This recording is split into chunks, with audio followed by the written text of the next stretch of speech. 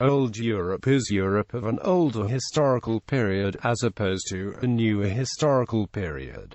The term has been used in various historical contexts. The term attracted an attention when it was used by then-U.S. Secretary of Defense Donald Rumsfeld in January 2003 to refer to democratic European countries before the fall of communism in Europe, after which a significant number of new members have eventually joined NATO, European Union, and other European bodies. In other usages it refers to Europe as the Old World as opposed to America as the New World, or, in Marxist usage, to Europe in the expectation of communist revolutions.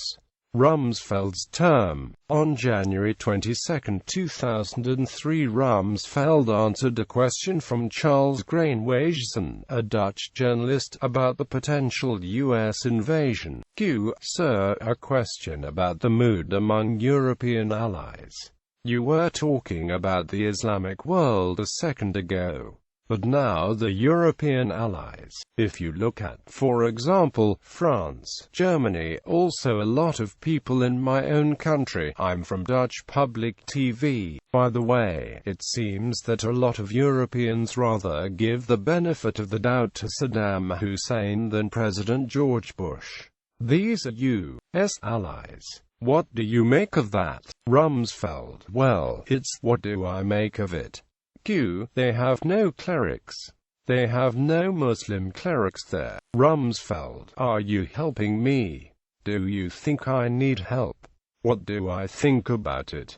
Well, there isn't anyone alive who wouldn't prefer unanimity. I mean, you just always would like everyone to stand up and say, way to go. That's the right thing to do, United States. Now, we rarely find unanimity in the world. I was ambassador to NATO, and when we would go in and make a proposal, there wouldn't be unanimity. There wouldn't even be understanding. And would have to be persuasive. We'd have to show reasons. We'd have to give rationales. We'd have to show facts. And, by golly, I found that Europe on any major issue is given if there's leadership and if you're right, and if your facts are persuasive. Europe responds.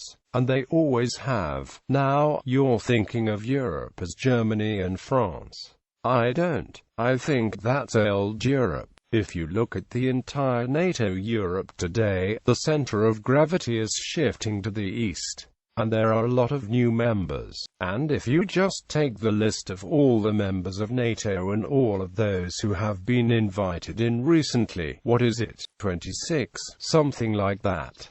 You're right. Germany has been a problem, and France has been a problem.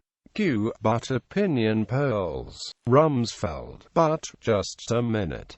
Just a minute. But you look at vast numbers of other countries in Europe. They're not with France and Germany on this, they're with the United States. The expression was interpreted as a dig against a sclerotic and old-fashioned Western Europe. Those countries, Rumsfeld added on the same occasion, were of no importance. Quote, it became a potent symbol, especially after division emerged over Iraq between France and Germany and some of the new Central and Southeastern European entrants and applicants to NATO and the European Union. Rumsfeld would later claim his comment was unintentional, and that he had meant to say old NATO instead of old Europe. During his time as ambassador to NATO, there were only 15 alliance members, and France and Germany had played a much larger role than after the admission of many new countries. Nonetheless, he claims he was amused by the ruckus when the term became debated. Further diplomatic tension built up when Rumsfeld pointed out in February 2003 that Germany, Cuba and Libya were the only nations completely opposing a possible war in Iraq.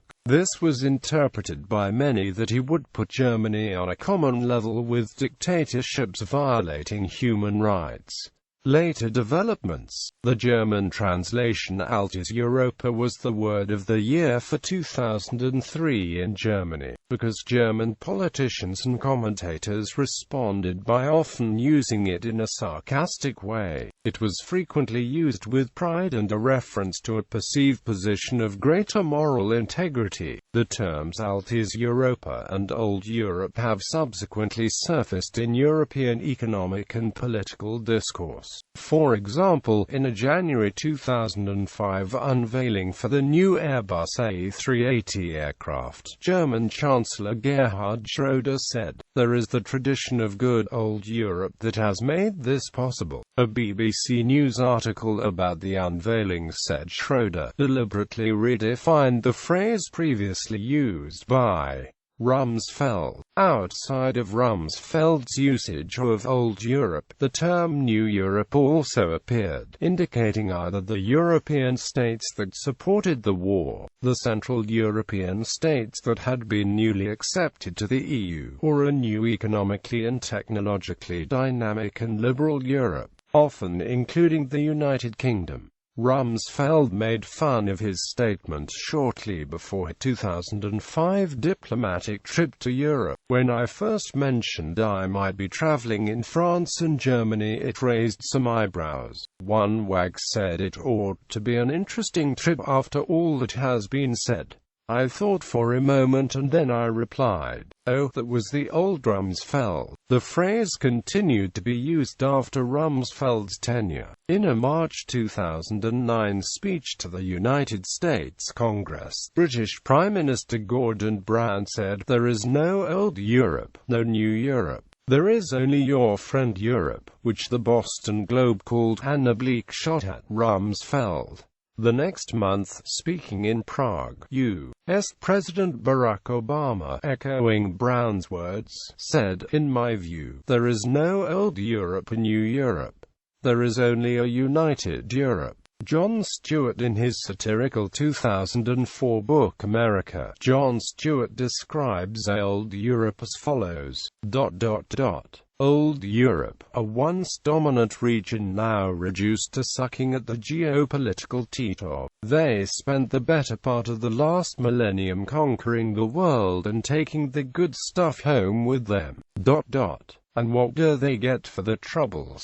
Ungrateful colonies demanding their independence.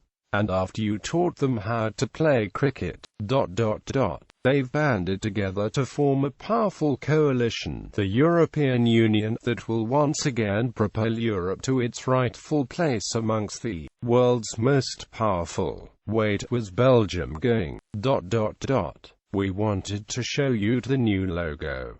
Antecedent uses. The Communist Manifesto of Karl Marx and Friedrich Engels starts with the words, "A spectre is haunting Europe, the spectre of communism." All the powers of old Europe have entered into a holy alliance to exorcise this spectre. Pope and Tsar, Metternich and Guizot, French radicals and German police spies. When Marx used the term in 1848, the year of failed liberal revolutions across Europe, he was referring to the restoration of ancient regime dynasties, following the defeat of Napoleon. Of his three sets of pairs, each pair links figures who might on the surface be considered adversaries, in alliances that he clearly sees as unholy. And old Europe must find a mental contrast with a posited new Europe. In his ultra-nationalistic, anti-European book of 1904, America Rules the World, E. David used Old Europe in the following context. The true American citizen is by nature brave, honest, amiable, hospitable, patriotic, energetic and intelligent. He is practical and yet idealistic and enthusiastic.